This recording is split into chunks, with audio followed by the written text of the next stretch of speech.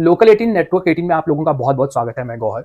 Artificial intelligence इस वक्त में अपने आप में एक चुनौती है, मगर आर्टिफिशियल इंटेलिजेंस पे पूरी एक कंपनी खड़ी कर देना, और वो भी 300 करोड़ की, ये अपने आप में एक अचीवमेंट है। इस वक्त मेरे साथ अतुल रॉय हैं, जिन्होंने ये कंपनी बनाई है, और इस वक्त ये दिल्ली एनसीआर में ही बेस्ड है, उनकी कंपनी भी यहीं पे बेस्ड है। अतुल, पहले तो नेटवर्क 18 में आपका बहुत बहुत स्वागत है। सबसे पहले बहुत धन्यवाद, आपने हमें अपॉर्चुनिटी दी और of course it is a big big platform for us to come and. Atul, company पे मैं आऊंगा क्योंकि मैं फिगर्स भी बता चुका हूँ, लोग क्यूरियोसिटी से भर चुके होंगे इस वक्त, मगर मैं उससे पहले जानना चाहता हूँ कि स्टडीज कहाँ से हुई थी, आपकी शुरुआती स्टडीज कहाँ से हुई थी?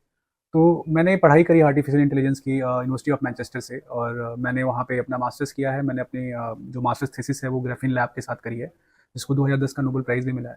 और उसके बाद मैं 2011-12 वहाँ पे पढ़ाई करने के बाद मैं मैनचेस्टर से हंगरी चला गया, जहाँ पे मैं रिसर्च एसोसिएट की पोस्ट पे काम कर रहा था मशीन लर्निंग ग्रुप में यूनिवर्सिटी ऑफ सेगेट के साथ। और वहाँ फिर मैं 2 साल काम किया, और 2014-15 के शुरुआत में मैं वापस आया, और फिर बाकी की शुरुआत इस स्टार्टअप के रूप में हमने करी। अतुल, ये तो आपने बहुत आगे की बात बता दी, मगर शुरुआती स्टडीज कहाँ से हुई है, स्कूलिंग कहाँ से हुई तो आपकी? मेरी स्कूलिंग जो है बनारस से हुई है। I belong to Azamgarh, but मेरी स्कूलिंग बनारस से हुई, और उसके बाद फिर मैं UPT Uttar Pradesh technical university में मैंने एडमिशन लिया कंप्यूटर साइंस में।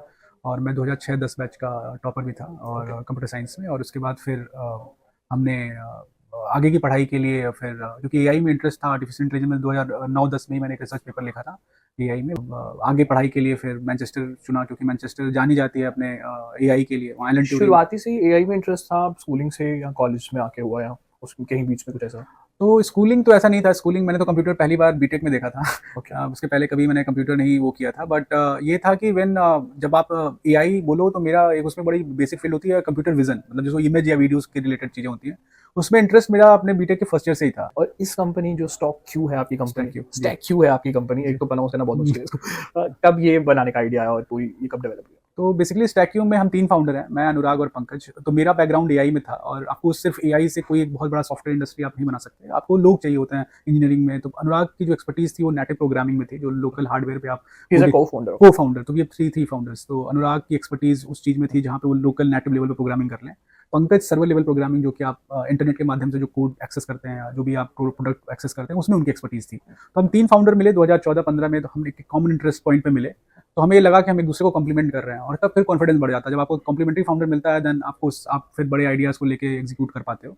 तो हम तीनों तब से साथ में वो नाम फिर कंपनी का सोचना, जैसे आपने बोला स्टैक क्यू बहुत कठिन नाम है, हमने बहुत ट्राई किया कि क्या नाम रखें। तो स्टैक और क्यू 2 डेटा स्ट्रक्चर होते हैं कंप्यूटर साइंस में, दोनों को मर्ज किया जाए तो स्टैक क्यू नाम आया। और बहुत सारे लोगों ने इसकी कंप्लेन करी कि स्टैक क्यू बहुत कठिन नाम है, तब इसलिए हमने फिर जार्विस नाम का प्रोडक्ट निकाला, पावर्ड बाई स्टैक क्यू।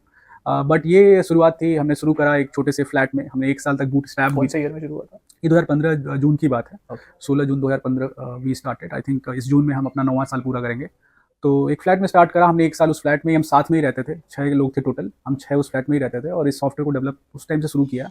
और 2016 में हमें पहली फंडिंग मिली, जो कि इंडियन एंजल नेटवर्क ने किया, और वो कुछ 3 साढ़े 3 करोड़ रुपए की थी। उसके बाद से फिर आपको आप बिल्ड करते गए, और आपने एक नई फील्ड चुनी जिसको कोई चुनता नहीं है। अच्छा, जो मैंने फिगर कोट किया था स्टार्टिंग में 300 करोड़ की कंपनी, जी। सो वो सही है अभी हाँ, 300 वो करोड़? सही है, because valuation is something which investors give to you. एक होता है एक रेवेन्यू, एक होता है वो। नहीं, इससे ज्यादा तो नहीं है, मैं वो पूछ रहा था, नहीं, 300 उससे करोड़ ज़्यादा तो। नहीं। We are at 300 crore, 350, 300 crore is something which we are like, अपना अगला राउंड हम इसी पे डिस्कस कर रहे हैं, तो ओके। हम उस पे अब क्या टाई अप्स हैं, क्योंकि गवर्नमेंट के साथ आपके टाई अप्स हो रहे हैं, जी, आर्टिफिशियल इंटेलिजेंस अभी बहुत ज्यादा इंडिया में प्रिवेल हो रही है, सो राइट। क्या?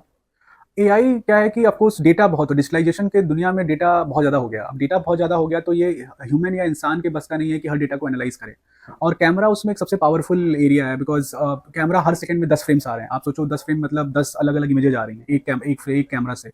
और मैं सिर्फ कैमरा कैमरा पकड़ूँ तो दिल्ली जैसे शहर में 80,000 1 लाख कैमरे हैं।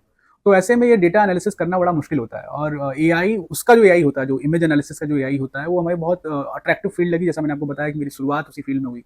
तो एआई भारत जैसे देश के लिए तो अपने आप में उस वैसे भी बहुत बड़ी और ज़रूरत की चीज़ है, क्योंकि हम इतने बड़े देश हैं कि हम डेटा को, और इतना डेटा प्रोड्यूस कर रहे हैं, गिवन दैट हमारे यहाँ शायद इंटरनेट का कॉस्ट दुनिया में सबसे सस्ता है। हम्म। तो हम इंटरनेट की वजह से और बहुत सारे पेनिट्रेशन की वजह से, डेटा डिजिटलाइजेशन की वजह से डेटा बहुत हो रहा है, और डेटा से कोई इन्फॉर्मेशन निकालना आज के डेट में मैनुअली इम्पॉसिबल है। तो ऐसे में एआई एक बहुत बड़ी चीज़ हो जाती है, और एआई अब तो दुनिया के लिए बहुत बड़ी चीज़ हो गई है। अलग अलग प्रकार के टूल आ रहे हैं, कुछ लैंग्वेज पे बेस्ड आउट हैं, जैसे चैट जीपीटी है, दुनिया भर के और भी बहुत सारे टूल्स हैं। बट हमें अपनी फील्ड में मतलब आपको, आप जिसमें पैशनेटेड होते हो, जिसमें आपका नॉलेज होता है, वहीं पे कुछ आप रेबेलियन प्रोडक्ट बनाने की कोशिश करते हो। ओके। क्या दिख रहा है इस वक्त फ्यूचर आपको एआई का, किस तरीके से आगे प्रिवेल करेगा, क्योंकि लोग बहुत ज़्यादा इंटरेस्टेड भी हैं इसको पढ़ने में, मगर अवेलेबिलिटी बहुत ज़्यादा कम दिख रही है इस टाइम लोगों को? एआई अभी बहुत ही इवॉल्विंग फील्ड है। मैं ये बोलूँगा कि अभी भी अपने अर्ली स्टेज में है। अभी एआई जितना कर सकता है उस उतना अभी उस लेवल पे भी पहुँचा नहीं है, अभी और भी उसमें संभावनाएँ हैं। एआई की जब बात कर रहे हैं तो सबसे इम्पोर्टेंट यही वही बात होती है कि डेटा से ड्रिवन एआई है, और डेटा बहुत ज़्यादा है तो कहीं न कहीं एआई और इवॉल्व होगी और भी चीज़ें आएँगी। तो फ्यूचर इसका ब्राइट है, फ्यूचर बड़ा है। जो अभी नए लोग आ रहे हैं एआई जी। की तरफ इन्वॉल्व हो रहे हैं, जी। उनको कहाँ से शुरुआत करनी चाहिए? अगर वो स्कूल स्कूल में है, अपने 12th में है, अपने 10th में है, तो किस तरीके से वो इस फील्ड में आ सकते हैं और कौन-कौन सी अपॉर्च्युनिटीज़ खुली हैं और कहाँ से वो स्टडी भी कर सकते हैं? थोड़ा इस पे स्कूल में तो मुझे लगता है कि स्कूलिंग ही करनी चाहिए। अभी मैं देखता हूँ बहुत सारे स्कूल्स में एआई पढ़ाया जा रहा है। मेरे हिसाब से कुछ वो ज़्यादा जाती है। मैंने बताया मैंने कंप्यूटर साइंस मैंने कंप्यूटर ही पहली बार बीटेक सेकंड ईयर में देखा था। ओके। तो मेरे हिसाब से वक़्त देना चाहिए। मैथमेटिक्स हमारा आज के टाइम में मैं एआई की बात करूँ तो मैथमेटिक्स का सारा फंडामेंटल्स मैथमेटिक्स से डिराइव होता है। और वो आपने वही नहीं पढ़ाई करी है 12th तक ढंग से, तो फिर आगे आप जैसे बेसिक्स जो 10th-12th के वो बेसिक्स बहुत आता है, ज़रूरी होते हैं। मैट्रिक्स पढ़ाया जाता है 11th-12th में, मैट्रिक्स मल्टीप्लिकेशन एंड ऑल। वो सारी इमेज एक मैट्रिक्स के फॉर्म में है। वो 2 सभी डायमेंशन यूज़ हो रहे हैं। सारे इस्तेमाल होते हैं। तो मेरे हिसाब से पढ़ाई तो ज़रूरी है। वो जैसे है वो खराब गलत नहीं है। उसके बाद 12th उसके बाद 12th के बाद आप कंप्यूटर साइंस में आप तो बहुत सारे कोर्सेज स्पेशलाइज्ड हो चुके हैं, AI in BTech in AI and all, या मशीन लर्निंग, तो डेटा साइंस अलग अलग फील्ड है। वो अपने चॉइस के हिसाब से, अगर आप टेक्स्ट के डेटा पे एनालिसिस करना चाहते हो तो आप डेटा साइंस के फील्ड में जा सकते हैं एआई में। आप इमेज में जाना चाहते हैं तो आप बहुत सारे एआई इन कंप्यूटर विजन कोर्सेज होते हैं। कंप्यूटर विजन बोलते हैं इस फील्ड को, जिसमें इमेज और वीडियोज के साथ वो किया जाता है। ऐसे ही ऑडियो, तो 3 प्रकार का डेटा होता है, ऑडियो, वीडियो एंड टेक्स्ट। तो जैसे आपकी इच्छा, जैसे आपका इंटरेस्ट है, जो फील्ड में आप इंटरेस्ट रखते हो उस फील्ड को चूज करिए और उसमें अपना काम करिए। लेकिन it is on the engineering side. जब आप इंजीनियरिंग में आए, 12th तक की पढ़ाई बहुत ज़रूरी है। फंडामेंटल मैथमेटिक्स बहुत डीप में पूछा, लीनियर अलजेब्रा से लेके नॉन लीनियर अलजेब्रा, मैट्रिक्स, ये सारी चीज़ें आती हैं और आपके इंजीनियरिंग में भी पढ़ाया जाता है। तो मेरे हिसाब से इट इज़ वेरी इंपॉर्टेंट कि आप वो पढ़ाई सही रखें, क्योंकि कंप्यूटर साइंस सबसे कोडिंग नहीं है, कंप्यूटर साइंस एक बहुत डीप मैथमेटिक्स है और वो आपका स्ट्रांग होना ज़रूरी है। कौन से इंस्टीट्यूट्स आप देख रहे हैं इस वक़्त इंडिया में जहाँ से बच्चों को कोचिंग लेनी चाहिए या पढ़ने जाना चाहिए एआई के लिए? कॉलेजेस बहुत सारे कोर्सेज हम तो, हालांकि अभी आईआईटी दिल्ली के साथ हम लोगों का कोलैबोरेशन है और आईआईटी में काफ़ी अच्छा काम हो रहा है दिल्ली में। और बहुत सारे ट्रिपल आईटी हैदराबाद है जो कि वहाँ पे भी कंप्यूटर विजन या मशीन लर्निंग में अच्छा काम होता है। आईटी मद्रास है जहाँ पे ऑडियो में बहुत अच्छा काम होता है, स्पीच में अच्छा काम होता है। तो कुछ ऐसे इंस्टीट्यूशंस हैं जहाँ पे मतलब एआई अभी इवॉल्व और अच्छा करना शुरू कर दिया है। पहले ये इंस्टीट्यूशन इंडिया में नहीं थे। मतलब जब मैं पढ़ाई करने की कोशिश कर रहा था तो एआई नहीं पढ़ाया जाता था। क्योंकि जब इतना लोग इस पे स्पेंड करेंगे, इसकी पढ़ाई पे स्पेंड करेंगे, फिर लोग सोचेंगे कि जॉब अपॉर्चुनिटी क्या है और किस तरीके से उनकी फर्स्ट सैलरीज होंगी या जी।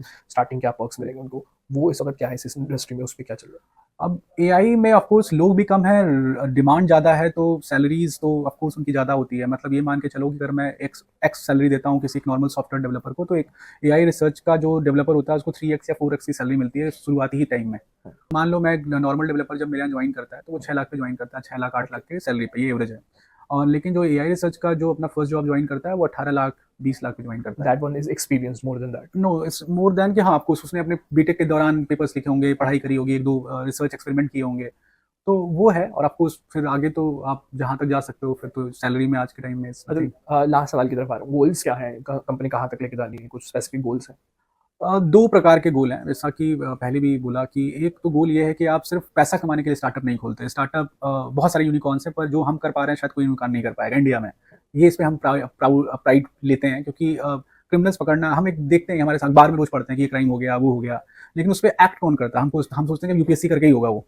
पर क्या सॉफ्टवेयर या टेक्नोलॉजी से नहीं हो सकता है, वो हम प्रूव कर रहे हैं। तो वो जो इम्पैक्ट है ना, वो आपको बहुत पैसिनेटेड रखता है। इंडिया जैसा देश जहाँ पे हर घंटे 300 आईपीसी क्राइम्स हो रहे हैं और 100 मर्डर्स हो रहे हैं, वहाँ पे टेक्नोलॉजी अगर जाके कुछ इम्पैक्ट दे पा रहा है तो मेरे हिसाब से सबसे पहली बात है और सबसे बड़ी चीज़ तो यही है हमारे लिए कि हम वो कर पा रहे हैं। आगे जाके हमारा प्रयास तो यही है कि इस चीज़ को जो हम कैमरा के माध्यम से करने की कोशिश कर रहे हैं, या कैमरा से सिक्योरिटी या इनसाइट्स निकालने की कोशिश कर रहे हैं, उसको और सारे कैमराज उस पर कवर करें। अभी तो हमने बहुत, मतलब टोटल कैमरा अगर 20 लाख इंडिया में, सॉरी 2 करोड़ सोल होते हैं इंडिया में, तो हमने तो सिर्फ 20,000 या 40,000 किए हैं अभी। ये सारे cameras are like dumb devices doing nothing. मतलब इस कैमरा के सामने आप मुझे मार पीट के चले जाओ या कोई कुछ क्राइम हो जाए तो कुछ नहीं होता उसके सामने, अगर कोई देख ना रहा हो तो। Our devices has to be smart, it should not be dumb devices. तो making a smart camera smarter is our vision और मिशन, कि वो एक कैमरा थर्ड आई की तरह काम करे और लॉ इन्फोर्समेंट एजेंसीज या अलग जो इनसाइट्स कलेक्शन वाले लोग हैं उनको रियल टाइम में इनसाइट दे पाए। वो इसी विजन स्टॉक के साथ। मार्केट पे जाने का कोई इन फ्यूचर इरादा, या फिर अगले 2 साल में कितना कमा लेगा, कितना रेवेन्यू जनरेट करेगा? 2029 में हमारा टारगेट है। 2028 तक हमारी कोशिश है कि हम 500 करोड़ तक की रेवेन्यू टच कर लें। उसके बाद फिर आप 12 टाइम्स 15 टाइम्स को अपने आप को आईपीओ में रजिस्टर करते हो, जो आपका यूनिकॉर्न का वो है। तो हम यूनिकॉर्न के होने के पीछे नहीं भाग रहे हैं, हम ये भाग रहे हैं कि अपने से जनरेट करके रेवेन्यू हम वहाँ तक जाएं, रेदर देन कोई मुझे प्राइवेट वीसी मुझे वो वैल्यू दे, पब्लिक मुझे वो वैल्यू दे, और वो वैल्यू फिर हम रिटर्न भी करें as a social impact and also with the revenue and profitability. असल समझने के लिए बहुत बहुत शुक्रिया, एंड आई थिंक लोग इस इंटरव्यू को सुन के जो है एआई की तरफ जाएंगे। Thank you very much for giving this time. ये थी दिल्ली से गौहर फारूक की रिपोर्ट न्यूज़ 18 के लिए।